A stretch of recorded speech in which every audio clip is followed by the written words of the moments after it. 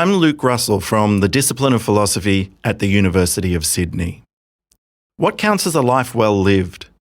How should we treat each other? How should we respond when things go wrong? Which goals should we pursue? What counts as human flourishing? For thousands of years, philosophers have been thinking and arguing about these issues.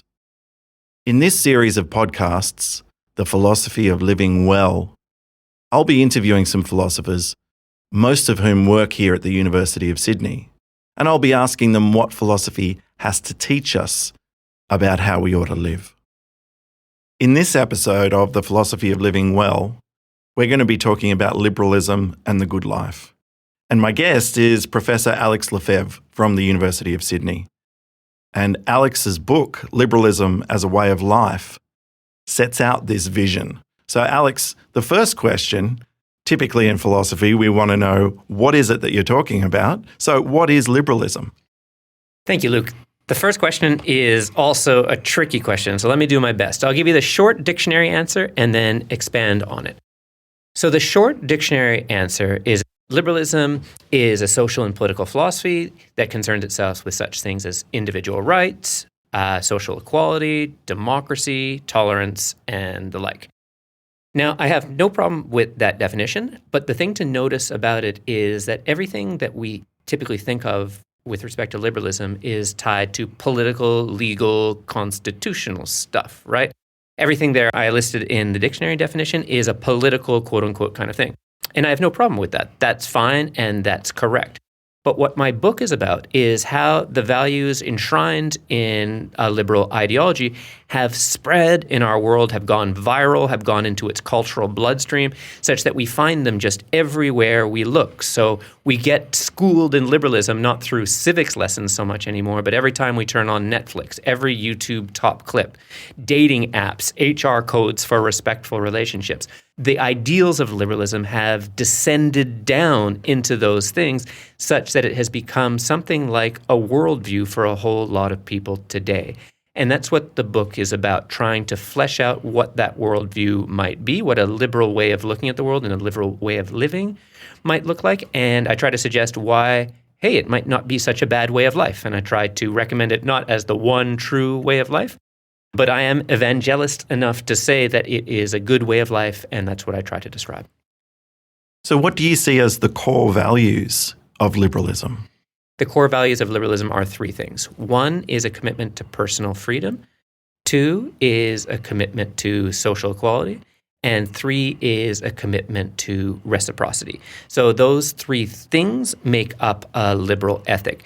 Liberalism is a beast with many complexions, and you got your libertarians on the one hand who pump up freedom, you got your social democrats who pump up equality.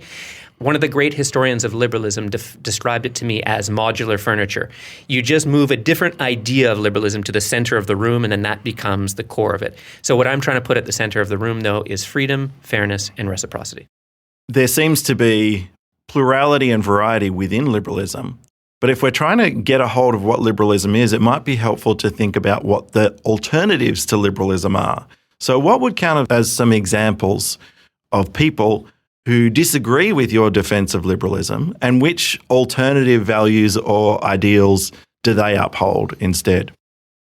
At the end of the day, to really consider yourself a liberal, you have to affirm the idea of reciprocity, in the sense that I matter no more than you and you matter no more than me. And I'm talking politically, I'm talking legally, I'm also talking in terms of my opinions and just my worth and all of those different things. So that's a very broad tent, though. There's a whole lot of positions that we might consider not quite liberal and certainly not quite progressive, but that would still pass, as it were, the reciprocity test. A lot of the discussions and debates and all the heat and fire that's around the culture wars today is perhaps in many interesting respects intra-liberal debate, just from people coming with different starting presuppositions as to what fairness might mean, what reciprocity might mean, and the like. So on the one hand, you have your internal challengers, and there's kind of this big frothy debate. On the other hand, you definitely have around the world illiberal worldviews that put a different package of values at the heart of a kind of a political but also a social and psychological way of doing things. So if, for example, I think liberalism is freedom, fairness, and reciprocity, if you turn, for example, to religions, if you go to a Christian worldview, that's not going to be there. They can be liberal Christians for sure, but at the heart of a Christian worldview is going to be totally different ideas. It's going to be love, charity, fellowship, mercy, devotion, and all of those things. So that's on the one hand. But on the other hand, you have aggressively and anti-liberal political doctrines that are rising all across the world right now. You have the CCP in China, you have Putinism in Russia, you have liberal democracies that are tilting away from that, like Modiism in India. And all of those things put different conceptions of the good life and of political justice at the heart of how they do things. Okay, so there are lots of critics of liberalism. Now, when I see criticisms of a political worldview or a set of values, sometimes it seems the criticism really is focused on the people who are espousing those values rather than the values themselves. So sometimes, for example, you get the allegation that the people espousing these values are hypocrites. They don't really live by them. And that is quite different from a criticism that is focused on the values themselves. So one case in which you get this is in some of the arguments that have been going on about meritocracy. Is meritocracy a good value that we ought to subscribe to and try to live up to? Now, some of the critics of meritocracy say, you're all hypocrites. You people who are espousing meritocracy actually are just giving all of the rewards and all of the jobs to the people who you favour. This has nothing to do with merit. That's quite different from a criticism that says meritocracy is a bad ideal and living up to that ideal would be a mistake. So do you think that same dynamic is in play in criticisms of liberalism? Is there a difference between saying, you liberals, you're all hypocrites, and saying the liberal values are a bad set of values to follow? More and more people today aren't religious. And the growing number of religious nuns, and I mean N-O-N-E-S, not N-U-N-S, but the N-O-N-E-S are the biggest growing segment of spirituality nowadays. And my book is about trying to put my finger on what is actually the effective worldview of these people. Like there's something, they get their values from something and from somewhere. And we live in a very strange time right now where in the past, if you rock up to just some rando on the street and you were to ask them, where do you get your values from? That question is a piece of cake. They would just point to their church, their faith, their Bible, their kind of sacred tradition. And no fuss, no muss, that question is answered. But for so many people now in the world, that question is just like elicits a big old like, I don't know. And they want to point to something super local, like, oh, my friends, oh, my family, or, oh, the novels of Jane Austen and the films of Greta Gerwig. And all that's cool, but there's something bigger quarterbacking who we are nowadays. And I want to say that it's liberalism. And so my book is written for those people who are faithless, as it were, people who couldn't identify another value system. And I'm trying to say, look, hey, maybe liberalism is the thing that is the source of who you are in a very deep way. And then my next step of the book is to try to say, living up to those values can be a really good and rewarding way to live, something that is not just kind of good and noble and worthy, but also happy, joyful, fun, and like a zest for life kind of thing. And that's how I'm trying to pitch liberalism. My audience and also my point of attack in the book is to say that so many of us, all of us, if you really think about it, are, in a sense, fair weather liberals. We profess these nice ideals of fairness and reciprocity, but how often do we live up to them in our behavior and how we parent and how we vote and how we treat other people? And so that's really what I'm trying to do. And my model is Søren Kierkegaard. So Kierkegaard is the great Danish theologian of the 19th century, but he was also one of its most acid and acerbic social critics. And he looked around his time and day and age in Copenhagen, mid-19th century, and he saw everyone professing the good life of Christ. There's a Lutheran church on every corner, people crossing themselves every Sunday. But he really looked hard at these people and he's like, wait a minute, are you guys really Christian? Because he observed that what these people are really into is like low-key Epicureanism. Like they're into like middling pleasures, a scotch at the end of the night, a Sunday roast, maybe a mistress on the side, and that's really their effective way of life. And their Sunday pieties are fine for 2 hours, but that's really where it's confined to. And he had this wonderful term that he coined to describe this, which is Christendom. And the word in Danish, Christendom, means play acting at Christianity. It means Christian-ish or Christianness. So what he tried to indict as a critic is that he thought his world had the right values. It's just people were not living up to them in exactly the way you're describing. And so while I don't think today that we continue to inhabit a state of Christianity and of Christendom, I do think we inhabit a world of liberaldom where us liberals talk the talk, but we don't walk the walk. And I'm trying to, here's my salesman's pitch, recommend a liberal way of life for the goods and benefits and joys that it can bring us. In your book, you talk about being liberal all the way down or being liberal through and through. So what does that mean? And are there some people who are liberal but who are not liberal through and through or not liberal all the way down? Most people aren't liberal through and through. Most people do profess a religion of some kind. So in Australia, we are a multicultural society. We got a little bit of everything. But everyone is a little bit of whatever they got going on plus a little bit of liberalism, or most people are at any rate. So they're Christian plus liberal. They're Muslim plus liberal. I call it a Lego model, where you have whatever your core value system is, and then you click it onto this module called liberalism, and they kind of affect each other and reconcile themselves to each other in all kinds of ways. So most people are not at all liberal all the way down that I'm talking about. I'm talking about, say, maybe 20, 30% of people who would tick the no religion box. That's kind of my crowd. But we go further than this because no one in our global day and age, frankly, is anything all the way down. Like last night, the Boston Celtics won the NBA championship, right? And I just saw all the happy faces in Boston. And I'm sure that most of the people in that arena were Christians. But they weren't rooting for the Celtics in a Christian way. Or if they were, they're completely nuts, right? Like we have all kinds of tendencies in ourselves that are drawn from not the one thing that we is our value system. We're mishmashes. We're semi-coherent miasmas of stuff. And so when I say liberalism all the way down, I don't mean in a doctrinaire kind of fanatical sense. I'm just saying that if you reflect on where you get your values and vibe from, then the big thing that you should be pointing to, along with some other stuff, is liberalism. And that sort of spreads its tentacles, as it were, into all aspects of life. You are listening to The Philosophy of Living Well, and today's episode is Liberalism and the Good Life. One of the values that I think is really interesting and contested in our society is the value of knowledge. And another is the value of achievement. And we can see disagreements about these values, I think, really starkly when we look at how different parents choose to raise their children. Right? So one sign of what you value or what you think counts as a good life is what kind of life would you want for your kids? And how would you try and steer them into that life? And so some parents think that knowledge and achievement are hugely important.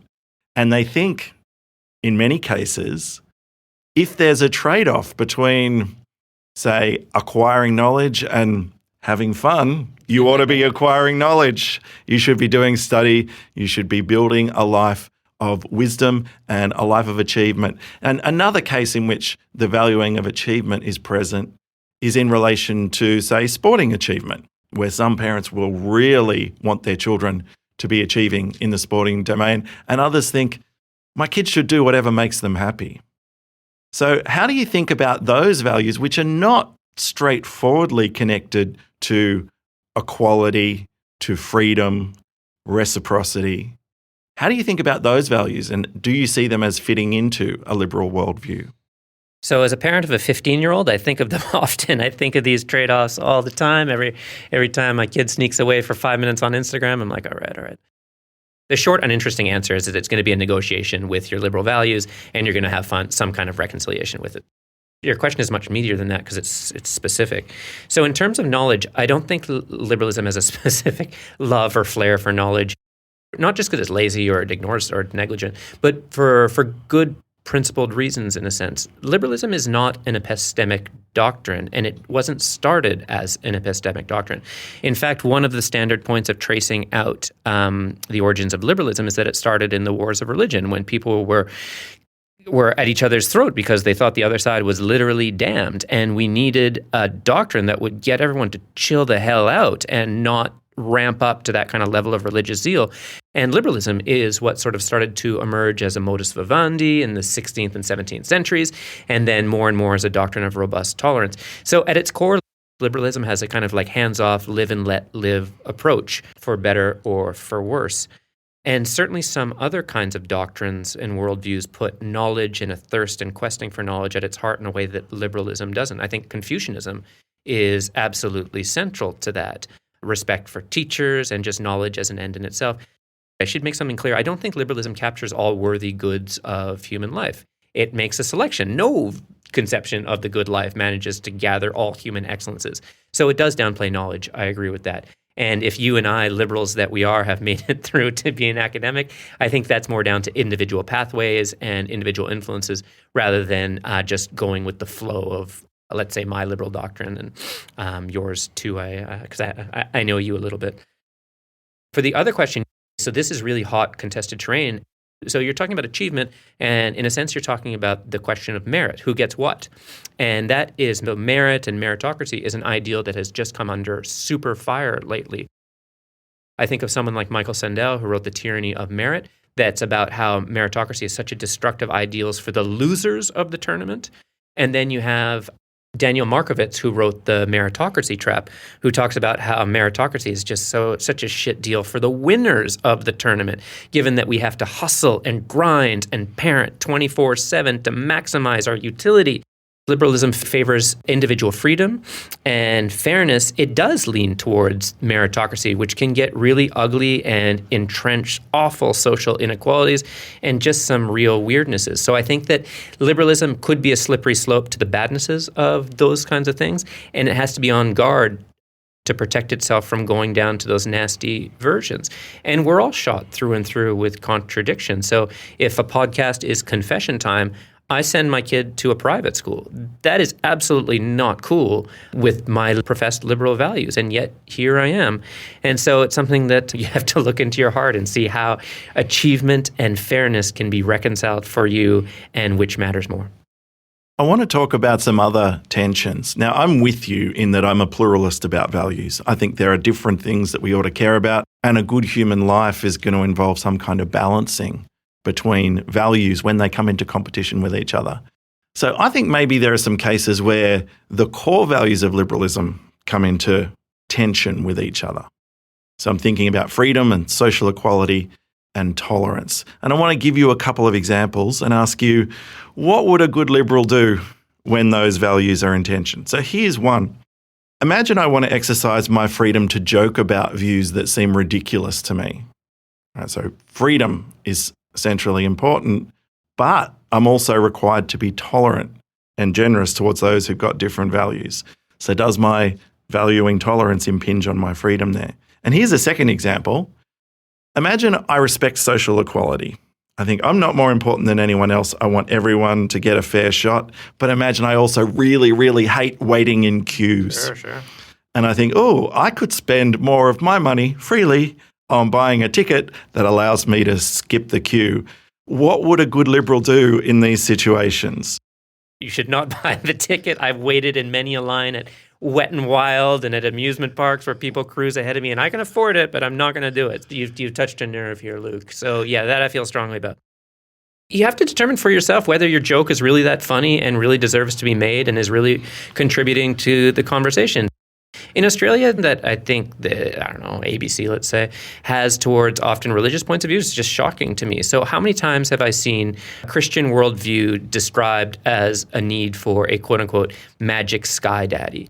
I guess it's kind of a joke, it's kind of a poke, but what's the value add really going on there? So I think that we have to ask ourselves whether being provocative is really that great of a value on its own. This might seem a little tangential, but a book I read recently that I absolutely loved is called The Swedish Theory of Love. We think today is Swedish as just this social democracy where equality trumps all. And that's not wrong, but the reason why Swedes are so pro-welfare, according to this book, The Swedish Theory of Love, is because they're such individualists. They're so afraid of groups dominating individuals. So parents dominating kids, husbands dominating wives, workplaces dominating their workers, that they need this robust welfare, social justice apparatus in order to give individuals, poor, defenseless individuals, some kind of buffer from these much stronger powers and social positions. We think that equality and freedom are opposed, and in a sense they're in tension, but each different culture and each different person is going to find their own reconciliation of those values, some more elegant than others. Okay, I want to finish up with what I think is a really hard philosophical question. Not just for you, but for everyone who's in the domain of thinking about values. So you write about the need to find a source for our liberal values in the same way that a Christian might find a source for their values and say, well, why do I hold these values? Because they're in the Bible, or perhaps because that's what God tells us we ought to do. But there are really difficult, long-standing philosophical problems with answers to those kind of questions about the foundation of values. And they're problematic even for, say, Christians who say, well, here's why I ought to do this. It's because God commands me to. So some of our listeners will be familiar with the ancient argument called the Euthyphro dilemma, laid out by Socrates, in which he asks, is something good because the gods approve of it, or do the gods approve of it because it's good? So even if you think there is a God who issues these commands, and they're written down in this religious text, there's still a justificatory question about those values. Why would God command that we do those things rather than something else? So even the examples in which you're pointing to non-liberals saying, here is a foundation of my values, they are examples in which some philosophers will say, you have not properly explained why those things are valuable. And there is a temptation in this domain for philosophers to just dig their heels in and say, this is a basic value, and it's not good because of something else, it's just good. And that seems like a really unsatisfying answer to someone who doesn't share that value. Are you tempted to say those kind of things about the core liberal values? Or do you think, no, we need to justify those values, we need to show what's good about them, or we need to provide a foundation from outside of the value itself? I'm a shallow guy. I'm writing for shallow people. So you're in a sense asking us to move from religion to theology. You're asking to make that deeper move. I think that's important. I'll come back to it in a sec. I'm making the shallower first order move, which is to say, like, let's say we went back to the 19th century and you see people living the way they live, but they just forgot the word Christianity. Like they didn't have that label to tack on to what they're doing. They have a whole social texture. They just don't know its thing. That's what I think we live in now, as if we have this total social texture that is coherent and people roll with it and we raise their kids in it, but we haven't furnished the word for what is the heart of it, which is, in my opinion, is liberalism. That's what I'm trying to do. I'm trying to furnish the label that is as broad and as kind of glaringly obvious as Christianity would be for a different time and place, but just that we have kind of not seen that this thing is in the room, that this thing is the room. So that's what I'm trying to do. So that's on the one hand. In the same way that people would point to their church, I'm trying to get them to point to liberalism. That doesn't answer your deeper question, but that shows the kind of first order task of the book. Your deeper question, definitely something that liberals need to engage with. And I think it will come down to why these values, why these institutions. I think it'll come down to a certain moral vision of what it means to flourish, what it means to live happily and to live a life worthy of happiness. And I think that liberals have an answer to that, and I think they need to stand up for it, because I think that liberals suck at defending themselves. Liberals are under attack worldwide by all these kind of doctrines that are putting really robust ethical, spiritual goods at the heart of their doctrine. Like when Putinism or when Trumpism or when the CCP in China are recommending their thing, they're not going with like, oh, we recommend fair procedures for blah. They're going with our way of life is under attack, or our way of life is worthy of dedication, and here it is. I don't think liberals can make that kind of aggressive pitch because it has to honor pluralism, but I think liberals should really double down on the moral vision that animates them. And at the heart, I think, is this idea that I started with, which what does liberalism mean? It means two things. It means freedom and fairness, liberty and liberality. And so if you were to dig down and ask the kind of very worthwhile 5-year-old question, why? And you keep on going and you make me dig until I hit like some sort of bedrock. It's going to be some vision of the person and the good life that animates these liberal values. And liberalism is post-foundational. It's not going to have a God at the end of it, or it's not going to have that pay dirt. But I think that is, for shallow people like me, good enough. Thanks, Alex. So I'm Luke Russell. We've been here on the podcast, The Philosophy of Living Well, talking with Alex Lefebvre about his book, Liberalism as a Way of Life. Thank you, Luke. This podcast series is presented by the Discipline of Philosophy in the School of Humanities at the University of Sydney and was recorded and produced by Peter Adams. These interviews were recorded on the traditional lands of the Gadigal of the Eora Nation.